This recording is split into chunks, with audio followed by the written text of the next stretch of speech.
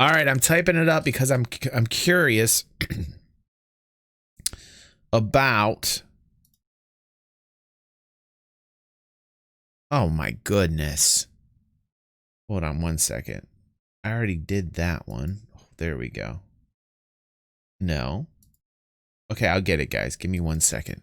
Give me 1 second. Technical difficulties. Give me 1 second here.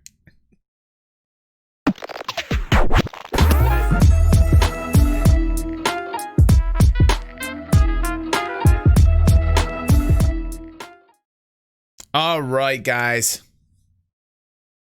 I had to put this poll out there because I'm curious about your opinions. On flight, for those of you that can actually play the P2, and quite a few of you can. I was actually shocked by the turnout on the vote. Over 195 people in our community voted, which is a hell of a lot more than I thought would be able to have access to 3.10. See you, Killian. Have a good day, dude. And I wanted to see what you guys thought of flight overall. So we're going to read the comments and we're going to look over, like, overwhelmingly, you guys can see right from the start here. Let me get on the other side. That it looks as if there was, what, 74% of people like the changes and the direction that Cloud Imperium is going. That's pretty cool. I would agree with that. I'm in that category as well. 9% love the changes as is currently. I wouldn't roll head over heels right now over the changes, but I do like the direction that they're going in. 4% say they feel no difference. A slight bump at 10% where people are saying, I realize this is the first iteration, but it's the wrong direction. So 10% of people, nearly 20 people who took this said, nah, I don't think this is going the right way. It's a very small amount of people. I mean, like 3/4 of the people, or even more than that, said, hey, we like this new experience. And I think that's really important moving forward, because this flight team that is dedicated to giving us a better experience seems like, at least in this iteration in 3.10, done the job right. Let's get the chat above me here. Anything that improves the flight model has good implications for Squadron 42. PU has forever to test. I feel SQ42 is a stricter timeline. Agree, Ross. Agree, dude. Let's look at some of these comments here. Vic says this is probably the real, and then it will get dialed back down to fun. I think real equals fun, Vix. Red says, I do love the change and think it's the right direction. Yeah, that was the one that everybody voted for here, Red. 74%, dude. Kodiak says, my only real problems with these changes is the exit spleens. Now, this is something I've heard from other community members. They should have one always on exit for all the ships. Their videos are ships weaving in and around each other. This is the perfect way to make some of that a reality. So Kodiak, yeah, I mean, like, I think we'll see the spleens take much more of a later role than a now role. Like right now, a lot of people aren't happy with the spleens, but I think as server caps increases, we're going to see these spleens become more useful. But right now, I don't think it's that great. I don't think the spleens are that amazing. That 10% there is the loud minority trying to ruin good changes, says Latin. Ships feel heavy now. I want to make sure that everybody gets their voice out, you know, like just because they think it's the wrong direction, I don't necessarily agree with them, but I still want people that don't like it to have a voice. I really am curious about what people think about these changes. Some people may honestly not like them. I do. I like the fact that it feels heavier in the atmosphere. A lot of people are saying like, oh, it's so slow and heavy. It's supposed to be. If a planet or moon has substantial gravity, it should have a heavy feel to it. And that's what, when I did the flight test, that's what I felt. And people were saying, oh, but DG, you know, like the Cutlass wasn't the best ship to do the test with. And I thought it was because it was a medium class fighter. I wanted to go to a serious storm and see if the environment affected the ship, because it's about the feels. People will come back to the feels. People will talk about the feels. Hey, I'm in a snowstorm. I actually crashed in a storm because the storm was too violent. And a Cuddy, even though it's mainly thrusters, has no wings. It's a big block. And I wanted to see, first off, if the lift vertically from hover mode was reactionary. I want more reaction out of it. 2, I don't care if I'm coupled or decoupled right now. I still want to feel a storm. I still want to feel it hit. I still want the ship to shake around, jostle around, turbulence. Because people will talk about that.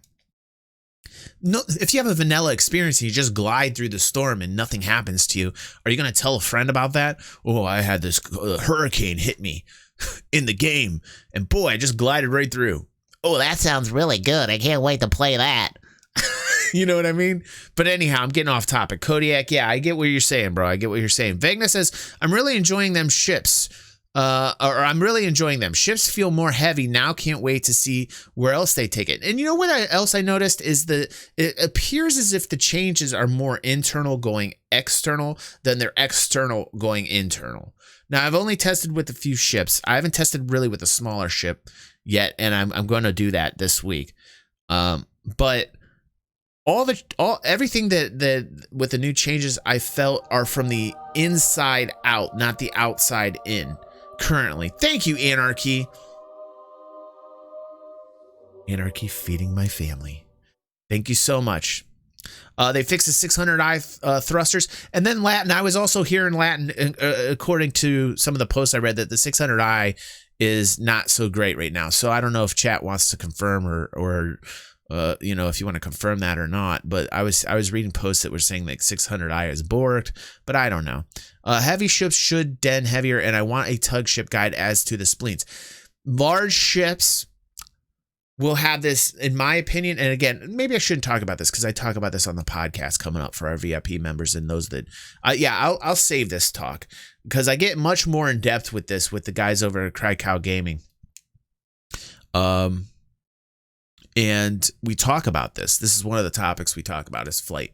So I will leave some of the in-depth talk for the podcast coming up this weekend. Vegna says, I'm really enjoying the... Okay, so we saw that. Mark says, it's far from perfect, but this is definitely a step in the right direction. Agree, Mark. They can start dialing into that sweet spot between realism and fun. Yes. While we've still got a way to go, so far this vehicle experience team that has been formed seems to be pushing out changes for the better. I agree with you, dude. I hope it all comes down to a system that's easy to learn, hard to master, which I think is the perfect approach for most systems in the game. Mark, that's great, dude. I agree with that 100%, man. Kevin says they are headed in the right direction, but need more balancing. Absolutely. This is just the beginning. And I can see that there are changes, and I do like the changes made, but they're like, I'm really hardcore when it comes to like realism in a flight sim. Like flight simulator hardcore type dude. So the closer to realism I can get, the better.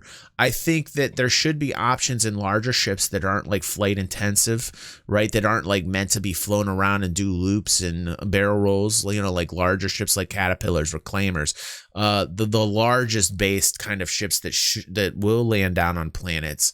I think these ships should be very difficult to maneuver with because obviously the size and the speeds and fuel, we can see that the fuel is being burned off much faster, and I like that. I love it. I love that the fuel is being burned much faster in larger ships in atmosphere. It's great.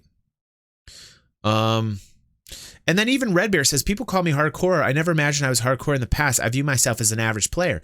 And I think that just happens to like, you know, like I think that just is testament to what's happening to like the population. Like everybody wants like easy mode. Every new generation just wants like easy mode. You know, like there should be some type of effort, at least for the fun factor for me as an old school gamer. And you know, maybe that's old school. Maybe that's old school now, right? Maybe that's just like an old school way of thinking. But, you know, like maybe all the kids want automation and that's the way that the future is really going to be. But call me old school, but man, I like to fly manually. I like a stick shift. You know, I like a clutch. I like things that like give me more control rather than less, you know. But again, that's me. Niximation says, I'm happy to know the game is in active development and changes are inevitable. To me, knowing this isn't dialed in yet tells me that S42 is further away than SIG thinks. Yeah, I think so too.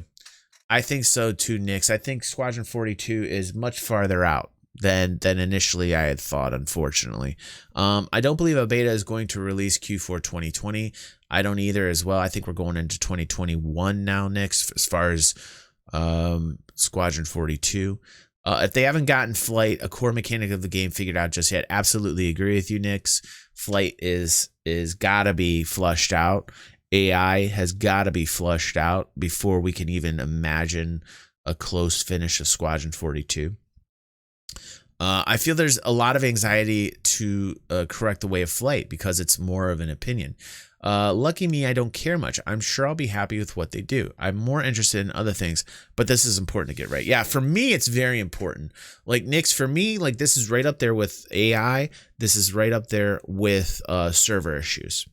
Lat says, I was playing the original Mega Man the other day. Man, that game is hard. I had my son play it. It's on the channel. Makes me think gamers have gotten used to easy to beat crap as years go by. Absolutely, dude. Mega Man was difficult, dude. You only had a few lives. You had to start pretty much at the beginning when you died, dude. You should see Devin trying to like hit Electric Man, dude. That was interesting. That's like old school. Devin's like 5 or 6 in that video. Let's see here. I wonder why people say it's not a sim. Right, Red? Yeah, I've heard a lot of that with Star Citizen, and in a way, it's a space sim. Like, in a way, it is. Hey, guys, that quality is there. It is there. Dark Winter says, really concerned about atmospheric flight for dogfighting with light fighters. Need to be much more nimble to have a chance versus gimbals. I like what he did there, Dark.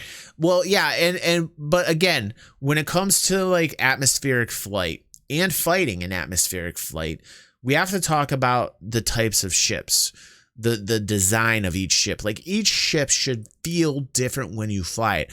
I don't even think they've got the base down yet for the actual flight model. They first have to get this flight model nailed down to where we feel it. Then when they've got a generalized, this is it, they nail it down, then they can play with it a little bit, even to the point with not just the design of the ship, but then also giving it like a personal touch between manufacturer. And again, I get into that in the podcast that I'll release this Saturday with the boys over the other side of the pond. JJ says, it would be great if everybody could experience 3.10. Well, Jay, that's unfortunately, I agree with you, but that's not how it goes, dude. If you want to get involved with the PT, you have to be a subscriber. And that's just the way it goes, man. That paywall, dude. That paywall, that pay to play to get in that PTU. Pretty soon, though, I'd expect it to hit the PU within like 2 weeks. I don't know what you guys think about that, but I would say like 2 weeks or so. I'm not as happy with this as I was like 3.7.2 and 3.8. I really enjoyed the stability out of 3.7.2 and 3.8. I feel like the farther we go with this coronavirus and everybody working remotely, that things are getting a little sloppy in terms of the stability. I don't know if you guys think that, but that's what I believe. Let's see here. Some of the comments that I'm missing from our chat. We see Scooter say, I definitely feel we are further out than we thought. If you look at the Squadron 42 gameplay video and then Squadron 42 teaser, they aren't using the new targeting or flight. Yes, right. Those teasers were created with that currently. Right, dude. Right. Captain Explodo, great name, dude. I think it is in the right direction, but I am not excited for these changes currently because without animated surfaces that give us flaps, it really wrecked wingcraft and atmospheric flight, which should be their playground. I believe that ships with wings should have better aerodynamics, should have better maneuvering in atmospheric flight over ships that don't, Captain. So yes, that should be a selling point, especially with the different types of tactical combat. If you know you're going to get in a situation where you're flying and you're fighting in atmospheres, then you're going to want to like really heavily invest in ships with wings. Perhaps so much so that if you're an organization and you're going to be fighting a lot in an org that fights other orgs or against other NPCs, and that's how you're going to base your organizational gameplay, that you're preferring ships with wings and you're buying them more than any other ship. Yes, a Saber could fly excellent in atmosphere. Not currently the case, says Scooter. I'm not quite sure because I didn't test the Saber, but I'll take your word for it, Scooter. Yes, yes, yes, yes.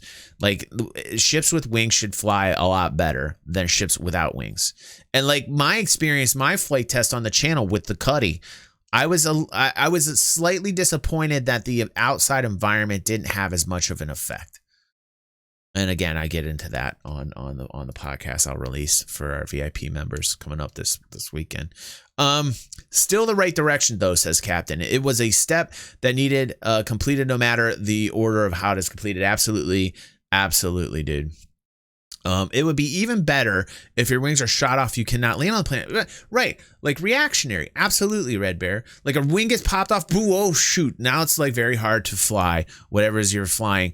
There should be some type of physicality to it. There should be some type of reaction to physical damage on the ship when flight. There absolutely should be. Christopher says, flight and combat feels better. We're getting there. Here are some things I would like to see. The move default weapon convergence distance out of game options and into MFD weapons. Fixed aim assist needs to be positive or negative X meters. Degrees of difficulty. So, you know, what Christopher would like is something that I see out of like F-17 or flight sims, where you're looking at the HUD of one of these fighter jets. And I get it. I get what he's saying. And I would have to agree a little bit. I like the changes that were made to the HUD. I like the design changes, Christopher, that we've updated too. So I will be like kudos, but I think it even needs more. So I agree with you, Christopher. Auto gimbaled weapons should get adjustable reticle size with corresponding hit percentage chance in MFD, with possible range from 50 to 90%. And allow, dude, Christopher, this is great, dude. And allow targeting computer to shrink radical and increase hit percent chance while pilot has target lock. Ship HUDs, and he owns a Cutlass, would like to be able to adjust all the HUD elements. That is so cool. I don't think they're going to get that detailed, though, Christopher, as far as the ship HUDs and being able to customize the ship HUDs. Latin says, if a wing is shot off, you go into hover mode on land, but yes, aerodynamically, flight should be heavily affected. Yes, yes, yes, yes, yes, yes. Chat continuing that conversation, and yes. And this is the things that I think that they're going to account for moving on, as long as we're rational and push this voice out there in a very nice way. I don't think it's going to be listened to if we're screaming it. So, you know, like we really need to present this in a very rational way. Like people, for the most part, want that kind of real experience. Traders and people that are more industrial are going to fly larger ships anyway, most likely. And there should be some type of like easy mode to larger base trading ships. But when it comes to like the smaller ships, there should be like a learning curve. There should definitely be a learning curve to how you fly. The environment should make you feel scared. You should be worried about what you're flying into, because you might damage the ship. Something bad might happen. These are things that need to be talked about. You might want to do hover mode from space to planetside, Red Bear. And we also talked about again. And last time I mentioned this, but on the podcast, we also talked about larger base frigate size and larger cap ships, and the reason why we don't want to see them being able to be landed on planets, and the reason why we want to see them being spacefared, and the only reason that they'd ever even consider coming in atmosphere is perhaps for like an assault, and the amount of fuel it would take to keep that large ship in the atmosphere, and the decisions economically that would impact those decisions to come down for like an assault. And how there should be a limited amount of parking spots or docking spots for larger size frigate cap ship, a frigate and cap ship sized up. Corvette is kind of like on a blurry kind of thing as far as sizing. So that's a great comment, Christopher. He's saying, I own a Cutlass Black. I would like to be able to adjust all the HUD elements. I don't think you'll ever see it there, Christopher. But I mean, hey, I would like any customization is great with me, dude. Other than the aiming reticle to be on the edges of my front canopy, and for the quantum spooling indicator to be reworked as to not reduce visibility. Very, very, very well thought out. Very poignant comments, Christopher. I really like that. I really like that, dude. Eagle says it's not iCache, persistence, or server meshing. Oh, and he says if it's not iCache, persistence, or server meshing, call me when those drop. Yeah, dude, those are gonna be the very last things, Eagle. I can tell you right now, there's serious issues. I just feel like on the server side based things, I really feel like they're having some serious issues right now trying to get this all figured out. Between AWS, between how everything's remote right now and nobody's really working in an office space. I feel like that's just up in the air right now, and I can feel it in the stability and the performance of logging in and crashing, and it's not there. There's no, like, right now the stability is just so it's become very unstable. It's you know, I understand right now I'm in the PTU, but I've been in over 12 PTUs, and I can tell you this is the most unstable it's ever been in terms of connection, and the amount of crashes is just crazy. And I understand it's like PTU testing. I get it.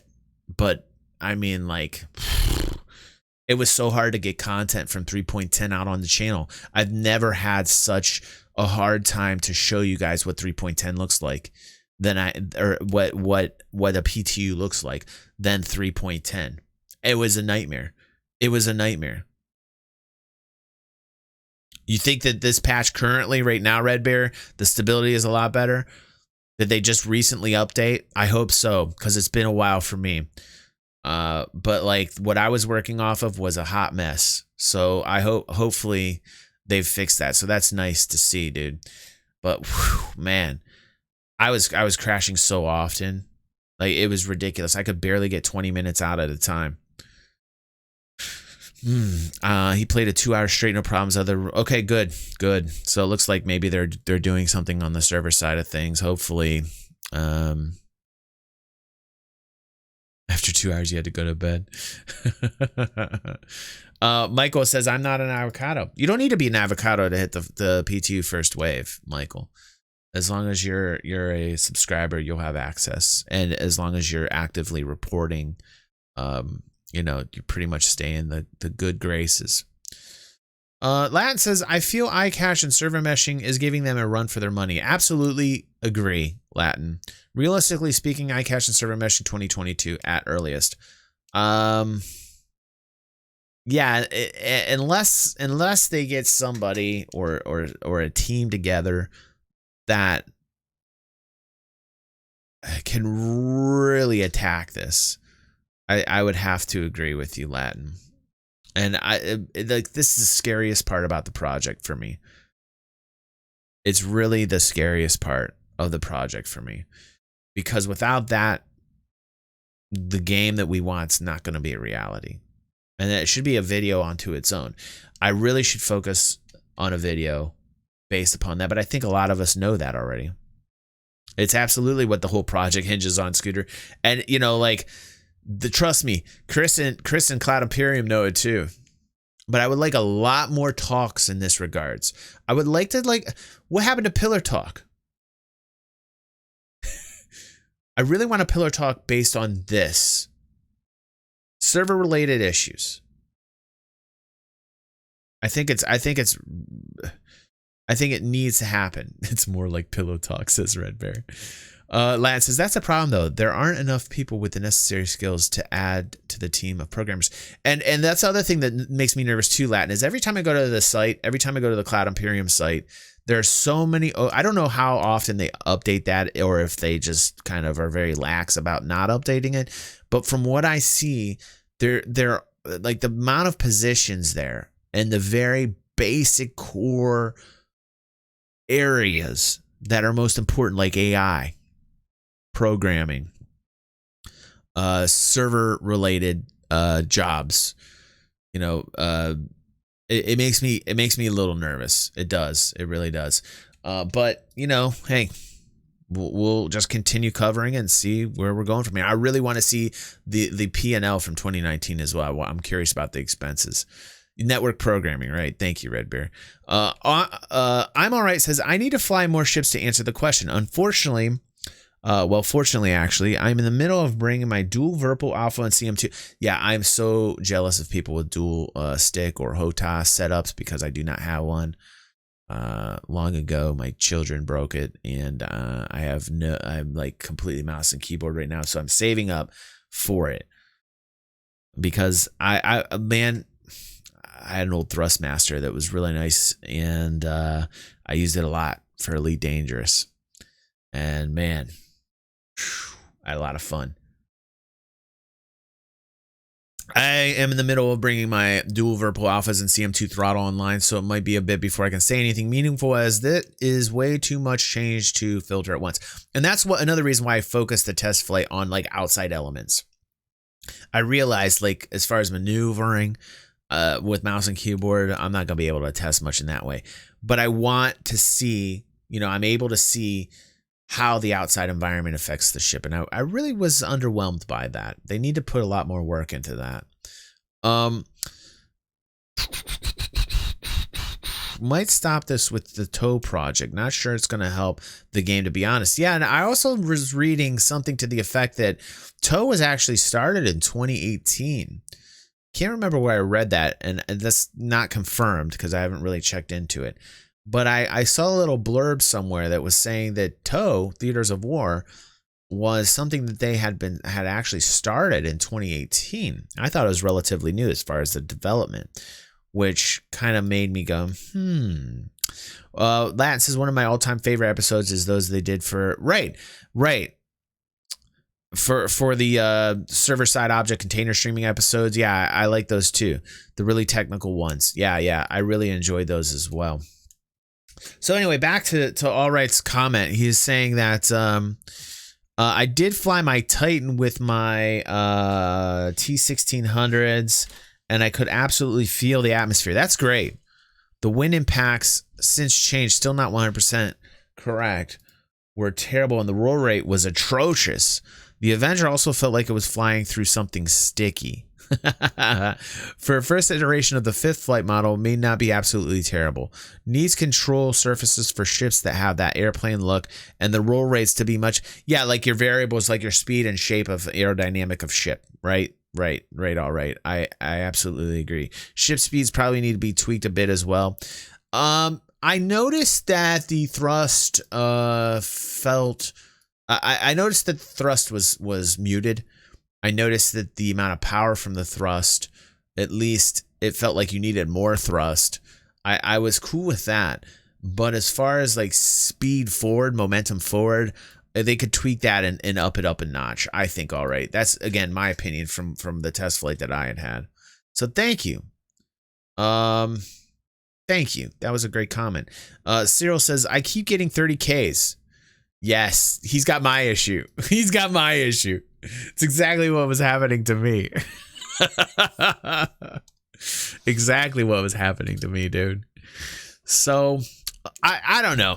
As far as I'm concerned, I think, personally, it is a step in the right direction overall. If I had to kind of put it into a summation, I think that, the changes are positive. I don't think they're nearly close to what they need to be as far as the outside affecting the outside in, right? The environment affecting you. But it feels like most of the changes come from the inside of the ship, from the movement of the ship, rather than the outside in. So I would like a little bit more outside effects, and that would make me a lot happier.